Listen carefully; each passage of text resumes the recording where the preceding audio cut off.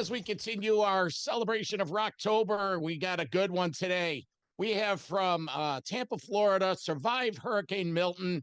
He's in his car, lost power for 6 days. We have Ron from Nasty Savage. Ron, welcome back to Metal Mayhem. How are you, buddy? It's good to be here, and I love the name of this, Metal Mayhem. It's awesome. Great to Metal be here, Mayhem, man. Metal Mayhem ROC. I'm up here in Rochester, New York. My co-host goes by the name of Southern Cal. He's a native Rochesterian, moved down to Melbourne, Florida about 30 years ago, and you guys go way back. John, say hello to Ron. Ronnie, it sucks. There's 500,000 people still with no power here in Florida. You guys absolutely took a beat down over there again after Helene there. So the last thing anybody needed over there was another hurricane. So I'm glad to at least you're alive and you survived. Yeah, man. We just got to roll with it. We just got to deal with what we have, and it's been rough, man. We lost Curtis Beeson. Yes. The original drummer for Nasty Savage passed away the day of the storm. Our album came out. It's like I was born in a crossfire hurricane, like that Rolling Stone song. Jeopardy Room got released everywhere. And then we're dealing with the storm now, 7 days, but we will prevail. There's a lot of people worse off. People, my son works at a Harley shop and they own a bunch of car dealerships. He said the day after the storm, they sold 50 cars. So just think, that means people are displaced from their homes demolished, and then they still have to buy a car because their car was submerged in water. So there's so many people that have it so worse, man. And we'll get through this, but God bless the people who had to deal with the worst of it, man. I mean, there's a lot of devastation, Oh, yeah. And, but we just have to move on. It's good to be here on your show talking about Jeopardy Room. Before we get into Jeopardy Room, we have tons of notes. We're going to go get into it. We want to do a little house cleaning here because besides people losing their homes, loved ones, vehicles, the Nasty Savage camp has lost the entire practice room, all their equipment, and Metal Mayhem ROC just this morning did a $50 donation to the GoFund account to recoup what some of the bands. So listeners, there's going to be a link to this GoFund. Ron, quickly tell us about this GoFund and what happened with all your equipment and Pete's practice room. Yeah, man, I appreciate that. I don't know how I didn't mention that already. But, it's Pete Sykes, our guitarist. He's always had this jam room. Pete got in the band with Nasty Savage. So, yeah, let's practice at Pete's place. He pretty much has been always pay the bill. It's like his place. He's got his personal stuff, all his gear. The drums are in there, bass, of course, now. But, we always practice there. But Pete is a blue-collar, hard-working construction guy, man. He works his ass off, and he's worked his ass off. He's a guitarist, man. He worked hard for everything he's got, and we just kind of used that space to practice, and it had our gear in there and everything. And damn, man, if the storm didn't come and flood his place out, it was 5 feet high there, so he's got a lot of devastation. It's the Nasty Savage jam room, but personally, I feel the worst for Pete because it's got so much stuff in there. If you ever seen pictures of us practicing, you've seen the cool walls and the flyers everywhere. And, he had several amps, guitars, the drums, just the bass. There's a lot of stuff there. And so we started a GoFundMe, and it's for Pete to get his stuff back, man. And, I know the metal community and will come together if they can, man. It's like whatever you can do, $5 is good, man. And you guys donating today was awesome, man. I appreciate that. And people, if you hear it out there right now, take a moment to consider a guy like Pete, not just Nasty Savage, man. It's really about Pete Sykes, a hell of a guy, hell of a father, and just a hardworking guy who's put everything he's got into being a guitarist besides his life. So, just whatever you can do, man. The link's going to be here on the show, or you can go to Nasty Savage Metal Nights Facebook group, and, you could get the link there as well. But I thank you guys for caring and considering helping out. Oh, you're welcome, and we'll show a little bit of our age. It's like the old Jerry Lewis telethon. the updated our goal is 25,000. We're close to 4,000 with this latest donation. So again, that's the GoFund, and the link will be in there. So Ronnie, let's get into the Jeopardy Room. Jeopardy Room came out October 11th, and when I sent the promo to Southern Cal, man, he was all excited. He's spent the whole weekend, cleared his schedule, and we got tons of notes. So Cal, why don't you kick this off? Well, what do you love about Jeopardy Room? Oh, if you look back and you look back at the collection of albums that Nasty's put out, and I loved the evolution of the band on this album. It's still Nasty Savage, of course, but man, it's like a whole new sound, let's say, and a little different style, but it still retains that Nasty Savage, especially on Witch's Sabbath. My absolute favorite song on there. You have the Hardy Brothers and Obituary on that song. Man, that song just grabs you by the throat right at the beginning, and it does not let go until that song is done. It's just, and this whole album is like that. So it's just, I love it. Great stuff. It just original classic Nasty Savage stuff in here. I like the vocal stylings in there too. The way everything was put together and how you sing in these songs. Very different again from what you've done before. It's been what, 20 years now since the last Nasty Savage album, correct? Yeah, man. I think that this is in the running for the album of the year or the comeback album of the year, or something of the year. Because, man, I was just listening to it on the way here and I cranked it up. It sounds best when you're inside the Jeopardy room. You're inside, you're locked in, man, and these doors everywhere, and you run down the hall or you try to get out of this room. It's the room of life. We're in Jeopardy, man. So I open up this door and it's Operation Annihilate. I close it, I go down the hall, I grab another door, and I'm in Schizoid Platform. I'm going down a spiral staircase or something. So, and I was just listening to it, and the first 3 songs or 2 songs, and then those killer songs. We got the Jeopardy Room, Brainwasher, Southern Fried Homicide. That's the new style of just in your face, man, with that killer rhythms and, just progressive metal. And then all of a sudden, Witch's Sabbath comes on from the old days. We brought the past back with the Obituary Brothers, Donald and John Tardy. We made it. And a classic song, we made it epic. So, the whole thing in general, man, it's 2024, and we just had to make a statement. I was standing alone on an island, man. So, holding this flag, we had to bring in some heavy ammunition, to deal with where we are today, but to give, to give respect to everything we've done in the past, because, we can't forget where it all began. Fred Dregeshin, Ben Meyer, David Austin, Curtis Beeson. We just lost Curtis. And the stories and the songs and the albums we created, and it all happened through Morrisound Recording Studio. So, yeah, man, it's a fresh time. It's 2024, man, and this album needs to be heard by everybody, I think, so they could really feel what the Jeopardy Room is all about. How was it going back into Morrisound again after so long? It was the greatest thing ever. It's the 3rd location in Morrisound that I've actually recorded in. So getting back with Jim Morris and making a deal happen because he wanted to do it. He remembered where it all began was Morrisound. After we recorded our first album, bands like Destruction, Creator, Sepultura, Ancient Steel. They started coming from all over the world to record in Morrisound, and they know that we kind of helped them kindle that after a Sabotage recorded there with Dan Johnson, and then it just created it. So working with Jim Morris, I'm always working with Jim Morrison because he's always in my mind. But Jim Morris, he's the 6 finger himself, man, because he's not only an engineer, he knows his gear. He's also a producer for us. And I knew we were in great hands with this guy. And when he's got an idea and wants to do this and push that button, just roll with it, man. And, I did my vocals in a day and a half.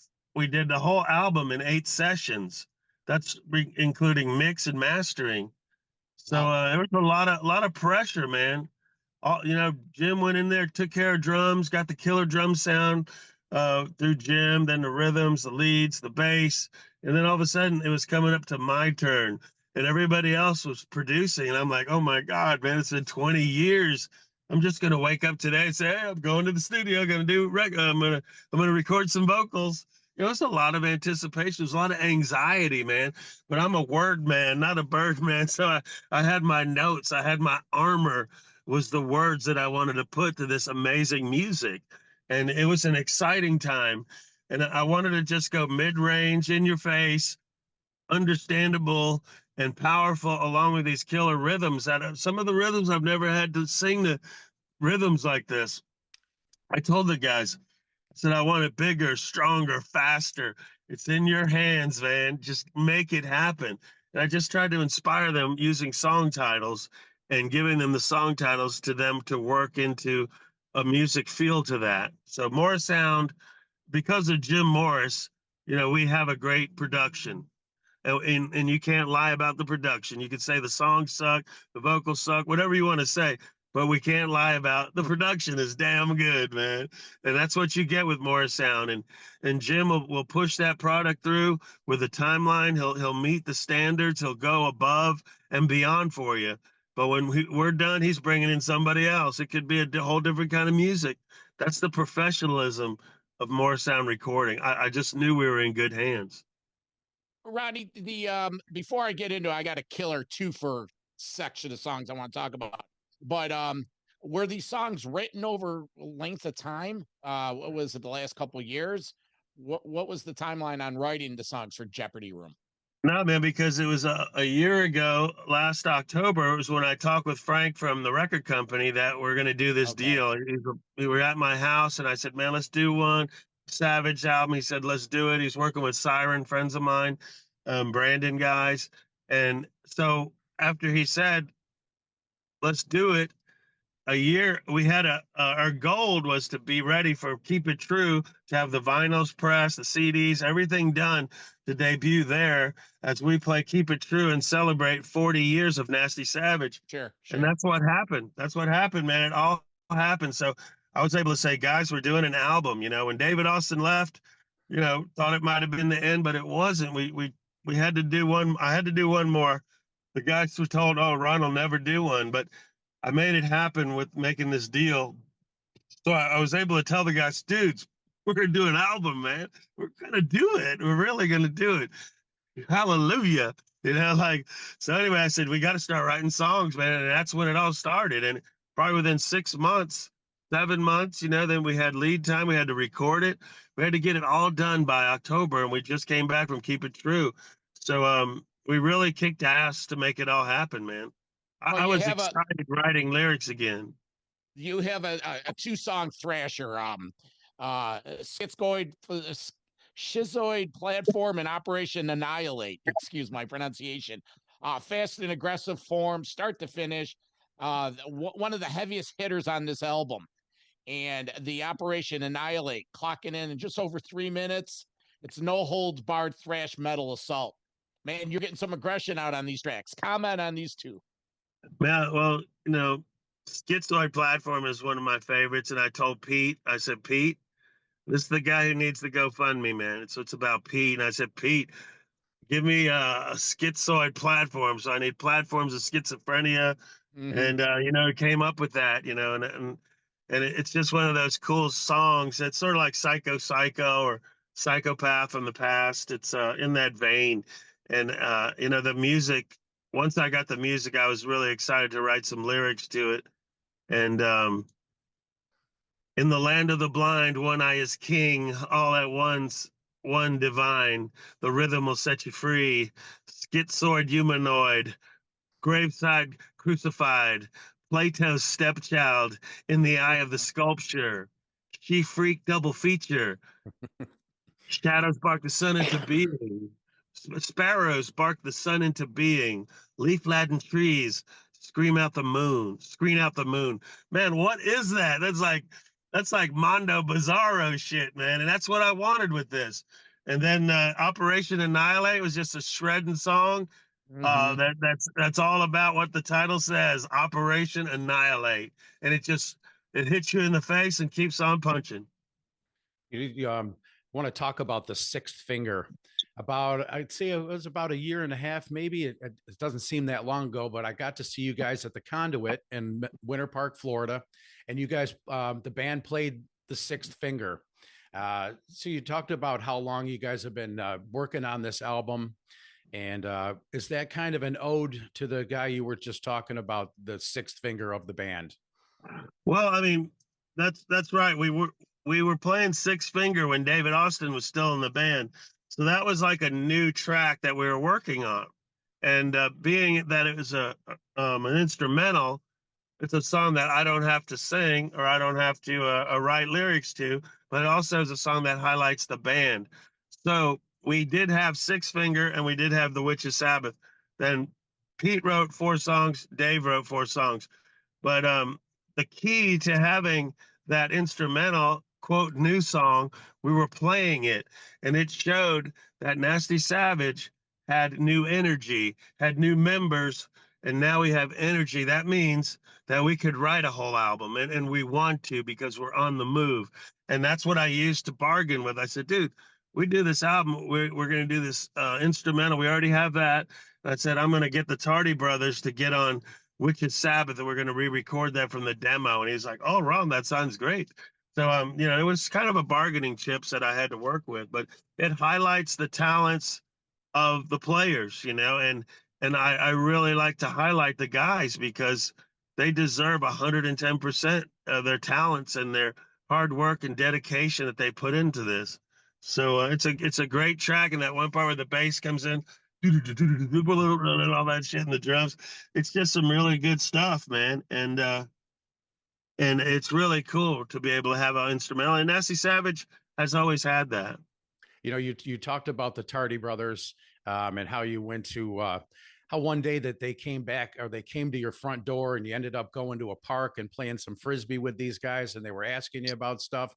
Because I just can tell your enthusiasm for this album. It's like you're still that kid back then, even now, with your enthusiasm for everything. Talk about that a little bit. Well, I mean, it's just we had to go back to the past to come here to the future, and the Tardy Brothers are great businessmen, great visionaries, and they're winners, man. They're really smart. And at the beginning, when they asked, I was happy to help them. And now the students are doing the teaching. I was over there the other day. They're telling me about, merchandising. You've been touring this, booking, stuff that I really didn't do a lot of. So it was just great. And I'm driving home going, man, the students are doing the teaching now, and see how life evolves. Life is a quick thing, man. Just like in Southern Fried Homicide, it says joy and sorrow today and tomorrow. What greater crime than the loss of time? Yeah, the loss of time, man. Make the most of it. Well, everything all right over there, Ron? Yeah, this guy's trying to talk to me next to me in the car. All right. He's throwing up the horns. I think they're open, but I don't know. Yeah. Okay. Now, going to that, couple comments. That Southern Fried Homicide, fantastic title, fucking fantastic. And you just mentioned that, hey, you got to take life, live it to the fullest every day. And the events of the last 2 weeks have exemplified that in your personal life. Going back to the album, couple slow grinders here: Brainwasher and Aztec Elegance. Aztec Elegance, it's a 6-minute. What do you guys is showing your prog side? Comment on these 2 songs. Yeah, man. Aztec Elegance is sort of like Asmodeus. It tells a story of a story I always wanted to tell in my own way about the horror of the Aztecs and the Mayan culture and what they did. They'd go into the jungles, man, and they'd take tribes people away, and they'd take them up to the temples, man, and sacrifice them. But before they did, they'd paint them indigo blue and march them up there and shit. And, as they were marching up, they're painted indigo blue, and they look on the murals were true, man. They looked on the wall and saw a mural of people painted indigo blue, getting their hearts ripped out. And at that moment, They felt the true horror of what was about to happen to them. And because they worship the sun, people of the banner of the sun, these are the days of our lament. People of the banner of the sun, the scourge of sickness afflicted at whim. So it's like they say we rot, but we are strong. Three into one, worship the sun. Empire lost, empire won. It was a song by David Orman, who wrote that music to my conceptual idea. And when I got that platter that he gave me, I knew I had a blank canvas to create a story about Apocalypto, the movie I loved, Apocalypto. And the Brainwasher, the same thing. I said, David, I've got this song called Brainwasher. I got the idea from a Spider-Man comic book. One of his foes was the Brainwasher. And then I had, as a kid, I'm still a kid, I had the action figure Venom. And it was when they took off the market, because you push the button and he'd say, I want to eat your brain. I want to eat your brain. It's like, oh man, it's just like before the dawn, the eve of the end, evoking death, she rides again in search for the exit, the other way out. Pleasure is due when the duty is done. Search all the sin spots for the doll of his dream. Viva believer, it is what it seems. You know, that's actually something from Southern Fried Homicide.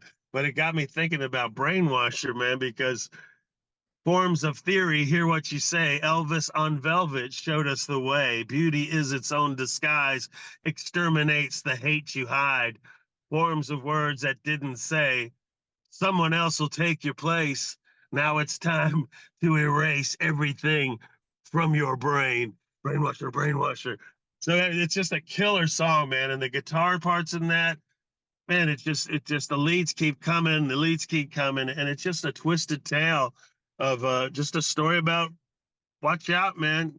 Are they brainwashing us, or if you don't do your job properly, someone else will take your place and brainwash you that way. Just be ready, man.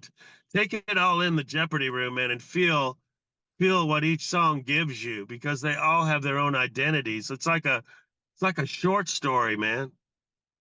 Oh yeah, I agree. This whole Jeopardy Room release, it's Nasty Savage 2024, but it's a solid return of the band. Thrash tracks, complex mid-tempo songs. Old school fans and those looking for intricate musicianship will dig this. So, Ronnie, love the album. Congratulations. It's we'll be playing it on the live radio show on Monday nights. We have been, and anything we could go do to support. But John, you have a couple questions regarding the Jeopardy Room rollout. What do you got?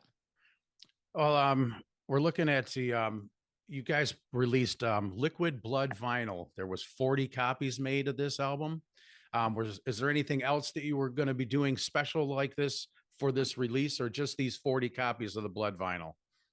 Well, actually, yeah, those 40 copies there's probably going to be more, but man, that's really cool. I didn't even know they were doing that till the last minute. But we do have killer picture discs. There's colored vinyl, stuff like that. But there's a place now, the breaking news, there's a place in America where you can actually order it and don't have to pay the foreign shipping fees. And it's Gary Schaefer. And I guess Gary Schaefer's a distributor for metal, and he's got a company called Heavy Metal Museum. And Heavy Metal Museum, or just Google Gary Schaefer. Most people who buy records and stuff already know who he is. And so he's got it in America, and it's an easier way than to have to order it through FHM, which you can do there as well.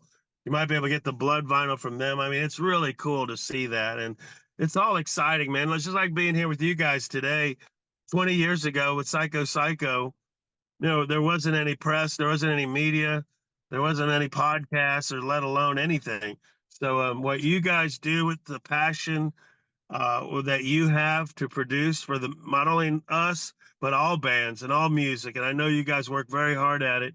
I just wanted to thank you guys for everything you do to help support and help a band like Nasty Savage 20 years later come back and bring that energy back. I'm 62. I'm going to be 63 years old, man. Still smashing television, still bringing the crimson mask. I'm still swinging the chains and shit, man.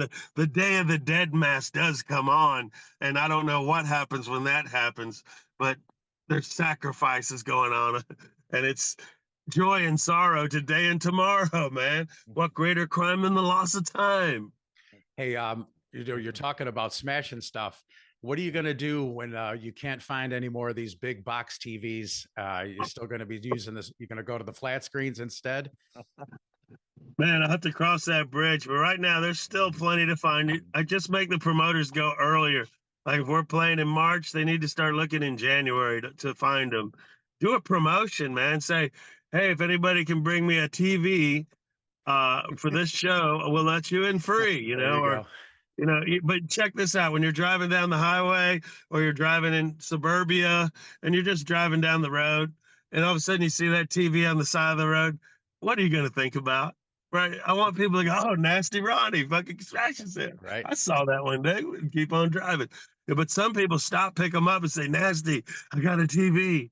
Because the fans are what's so incredible about Nasty Savage and just metal in general, brother. But we love our fans. And I just got to say, we really appreciate them all. And when I was young, I used to try to meet bands at Lakeland Civic Center, and before I was in a band, and when the guys would stop, like Kiss or Ozzy or somebody, and they'd give us some time and talk to us and sign our records, I thought those are the coolest dudes ever, man. That's why I love them, and that's how I want to be. I always wanted to give value back, man, and just in general, value to anybody you handle or do business with, your family, your boss, your friends. Have their back, man. That's how you move up in life. Work hard. Don't come in late and go home early. Come in early and go home late, man. Earn it. Earn the respect. You know, you talked about the advancement of technology, and now where we are. Back when we were kids, you know, if we wanted to talk to a band, we had to meet the band at the show. There was, you know, no Facebook and things like that and direct messaging. But through this, I've been in contact quite a bit with, and I've done a couple interviews with him, Dave Overkill from Destructor. He had mentioned something about putting out, like, where would you guys like to see us come and play? Well, you know, I've obviously put Florida down, but I also put down, why don't you guys make it a twofer? Come down for a vacation. You can play some shows. And I said, with Nasty Savage, maybe. So I was just wondering if Dave has been in contact with you, because I know that he did email Peter Olin about maybe doing some shows in Orlando and whatnot. So I was just curious if Dave has contacted you maybe about cooking up and doing some shows. We actually have talked about doing shows. I love Dave. He's old school, man. We're together in this, man. We were survivors, you know, and he's got a great attitude. And we played Mexico City, and those guys were on the bill, and he had his wife and his son. And I got some good pictures of them, their family in Mexico City together, celebrating, you know, being there. And I was so happy that I was able to give them back, you know, give them those photos, because, you know, a photo's worth $1 million, man. And it's a testament of family. It's a testament of joy. And yeah, anytime Destructor, they're all good, man. It's all good. So yeah, you never know, man. We're just taking it step by step. We're not the Energizer bunnies. You know, we're trying to figure stuff out and put the puzzle pieces in. You know, maybe we'll go out on a tour. Maybe we'll support it this way or that way. We are playing Swarm Fest coming up in November in Tampa. It's a 3-day metal fest. And then we're playing Health Heroes in March in Texas. So we do have some stuff on the agenda. And I think there's a show too in Mount Dora on the 31st of January with Deicide, Venom Inc., and Nasty Savage, I believe. They're still working all that out. Well, Ronnie, we got to let you go. You got a tight press junket today. Where could people find info? Just search Nasty Savage. Well, what are the socials? Yeah, man, they could just go to Google Nasty Savage, or what's been really popular lately is the Nasty Savage Metal Nights. It's a Facebook group. Just go there and join. And you can put any kind of post you want about Nasty Savage on there, pictures, show reviews, record reviews, old stories. but you're going to see stuff on the band and what's going on too. There's GoFundMe links there. Anything we're doing is going to be right on that. And just scroll. You'll see all kinds of posts. And of course, Nasty Savage Instagram, Nasty Savage Band. And, that's what it's all about, man. It's just being out there. I'm not hard to find. We'll have all these links, and Sure. get out there, buy the album directly from the band. It's the best thing you got to do, help them out. And also, I'm serious about this GoFund. Get in there, match my offer, blow my offer out of the water. Let's get this $25K for the band. So, Ronnie, thanks for joining me in Southern Cal today. We appreciate it. Anything we could do. And listeners, just to remind you, get up to the Metal Mayhem ROC website, check out the merch page, download, subscribe, leave reviews, all that kind of stuff. Ron, best of luck, man. We're here, everybody. And Metal Mayhem, you guys rule, brother. And I can't thank you guys enough for being old school, being true, and being 100% real, people. This is why you support this station. Yep. This is why you tune into this platform. This is why they're always going to deliver what's happening in metal today. And today is the Jeopardy Room, Nasty Savage. If you haven't had it, if you haven't heard it, go out and get it wherever you can find it. And I really appreciate it. I hope to see you guys out on the road soon. We will. Awesome. Thanks, Ron. Take care, bud. Ronnie, thank you. Man, thank you. All right. Metal for Life. Thank you for listening to Metal Mayhem ROC. Check out our website at metalmayhemroc.com for information on podcasts, archives, links to all our live radio shows, and all sorts of info. Please like, follow, and share with everyone, even your non-metal friends. And always remember to keep it heavy.